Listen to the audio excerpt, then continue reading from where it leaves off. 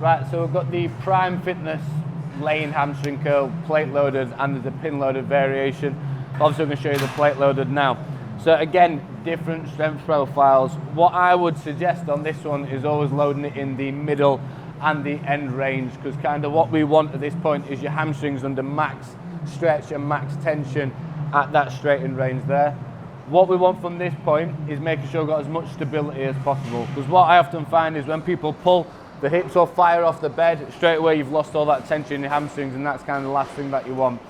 So what we suggest is you pin shoulder and hold onto these handles as much as you possibly can. You draw your scapula in and squeeze, I know it sounds weird because you're using your hamstrings, but it all comes from your back. Squeeze your back together, and then what you almost want to do is force your hips into the bed.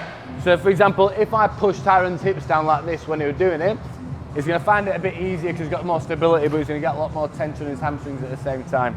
Exactly the same as everything else when it comes to a isolated leg movement. We want to see those toes pulled up, so we've got a nice stretch on your hamstrings straight away. And then what we're going to do with this is, always suggest when it comes to a lying hamstring curl, you've got to pull with a little bit more power. So what we're going to do is going to pull up hard, try and get that squeeze at that point, and it's at this point you've got to bring everything together. Hips have got to pin into the bed, back's got to stay tight, and that's got to low down really, really slowly. Stretch, stretch, stretch, stretch, pull up, squeeze, hold, hips have to stay pinned into that bed. The moment these fire up, you're losing tension on your hamstrings. Squeeze up, and then down slow, 2, stretch, in, go.